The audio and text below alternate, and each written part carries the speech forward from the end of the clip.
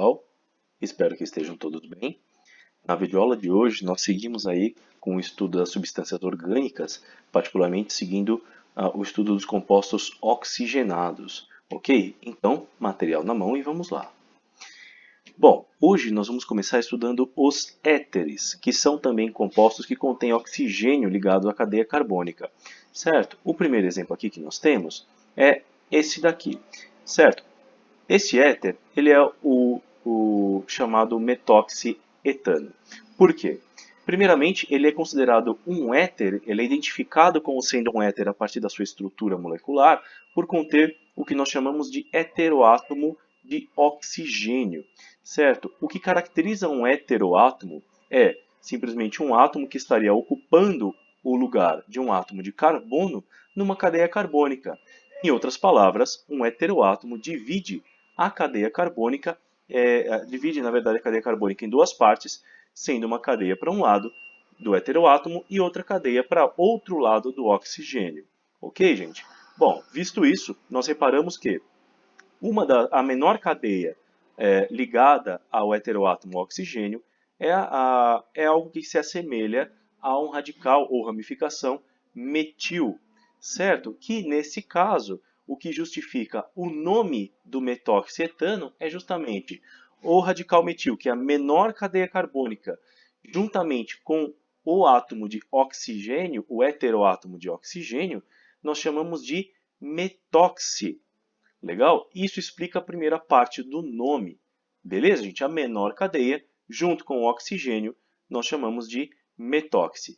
A cadeia maior, que assemelha-se aí a uma ramificação do tipo etil, que tem dois carbonos, nós vamos supor que ela é um hidrocarboneto separado. Não é de fato separado, mas nós vamos chamar como se fosse um hidrocarboneto separado. Um hidrocarboneto que tem uma cadeia carbônica contendo dois carbonos ligados por ligação simples é um etano, o que justifica a última parte do nome. Ou seja, esse éter ele é chamado metoxietano, porque nós temos que juntar o nome da menor cadeia carbônica junto com o oxigênio e em seguida tratar a maior cadeia carbônica como um hidrocarboneto separado. Beleza, gente? Essa é a regra de nomenclatura para um éter, ok? Lembrando que um éter ele tem baixa polaridade, certo? Mesmo contendo o oxigênio ali, ele tem baixa polaridade e, portanto, os éteres são, em geral, substâncias voláteis, o que significa que têm baixas temperaturas de ebulição, evaporam facilmente. Beleza? Outros exemplos de éteres, nós temos aqui, como um primeiro exemplo, o metoximetano. É um éter mais simples, em que de ambos os lados do oxigênio nós temos radicais metil, ou seja, então não faz diferença cadeia maior e menor, podemos escolher qualquer uma como a primeira parte do nome e qualquer uma como a segunda parte do nome, ficando metoximetano. Beleza?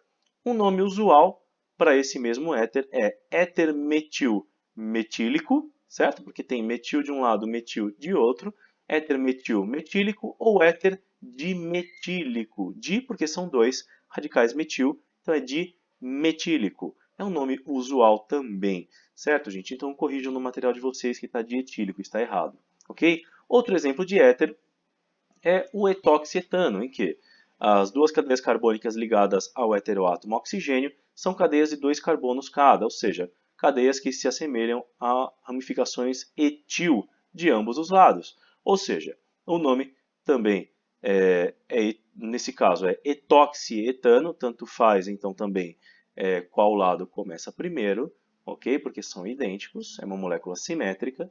Então, etoxietano é o nome oficial e o nome usual é éter etil-etílico ou éter dietílico. Também é chamado de éter comum por ser um éter comumente utilizado aí no laboratório, ok? Outro exemplo é o metoxietano, que foi o primeiro exemplo que nós vimos, né? Também chamado de éter etilmetílico, certo? Ou éter metiletílico também pode ser feito. No entanto, dá-se preferência aí à ordem alfabética, então etil vem primeiro e metílico vem por último, ok?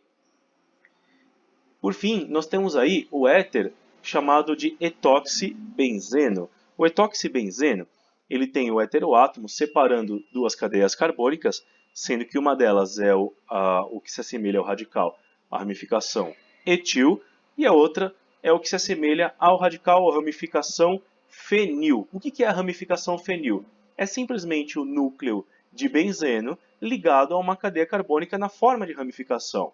Então, quando o benzeno é uma ramificação, ele é chamado de fenil.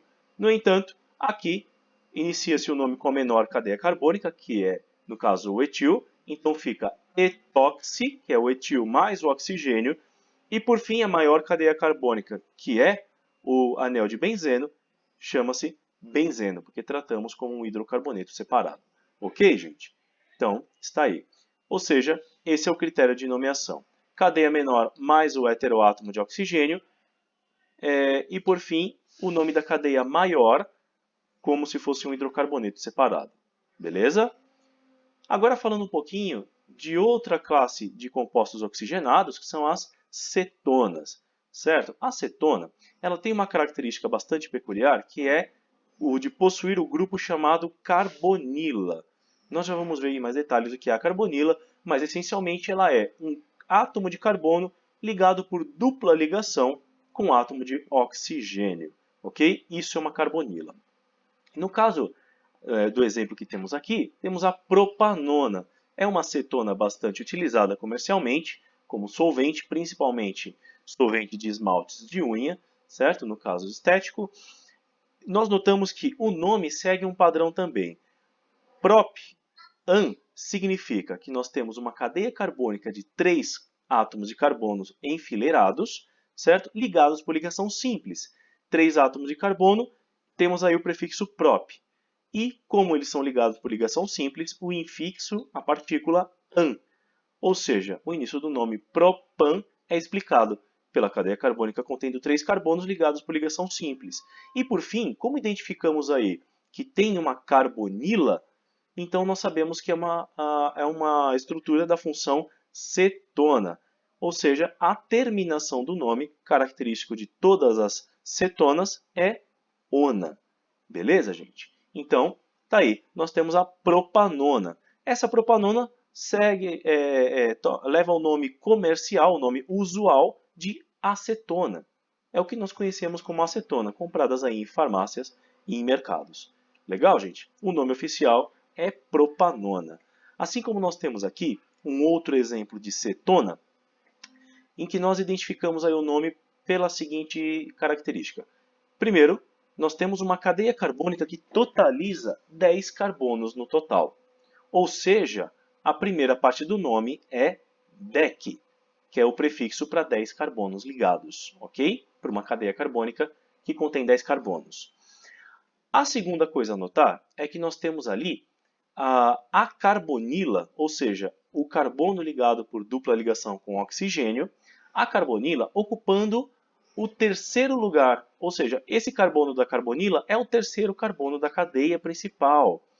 Nesse caso, nós temos, como todos os carbonos estão ligados por ligação simples, o infixo é o an, e o que seria o carbono 3 é o carbono da carbonila, que caracteriza uma cetona. Portanto, o final do nome é 3-ona.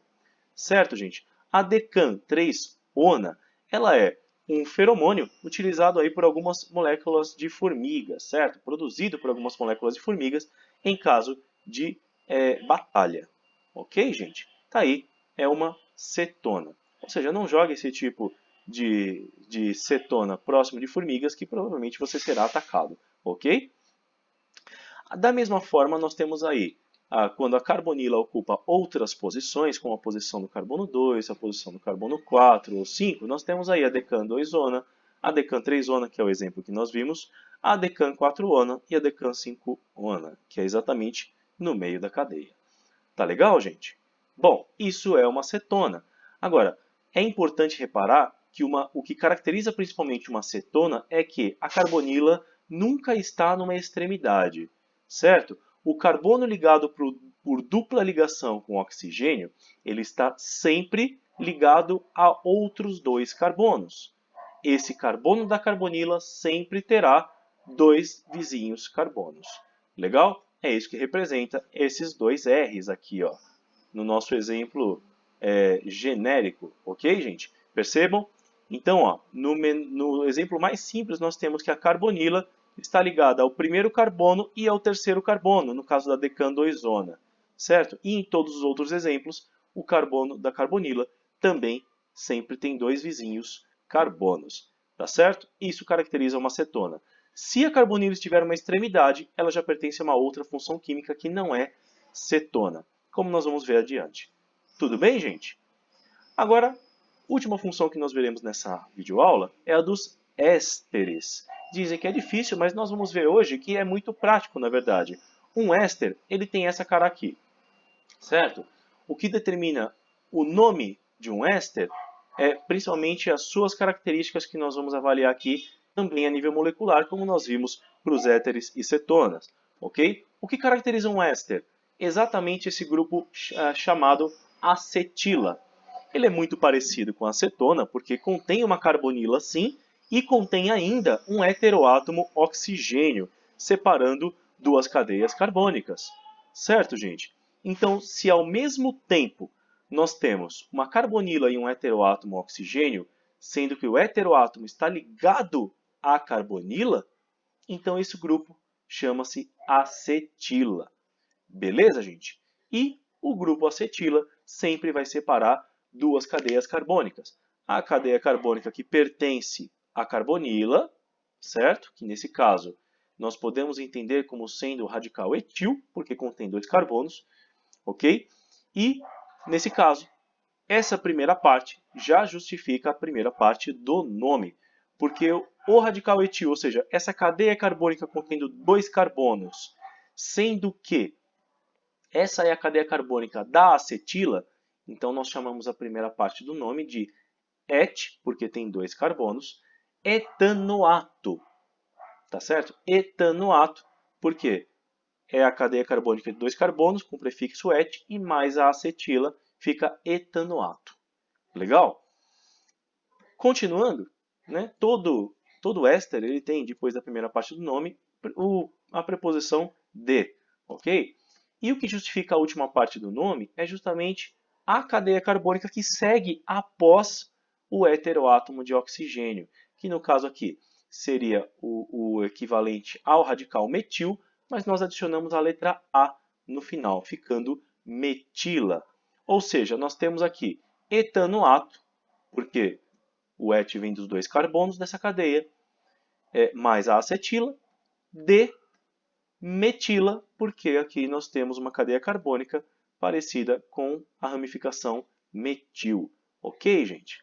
Então isso é um éster. Um éster é simplesmente uma estrutura que contém aí a acetila e a nomenclatura é baseada nas duas partes de cadeias carbônicas, aquela ligada à acetila e aquela que continua após o heteroátomo, após a acetila. Beleza, gente? Bom,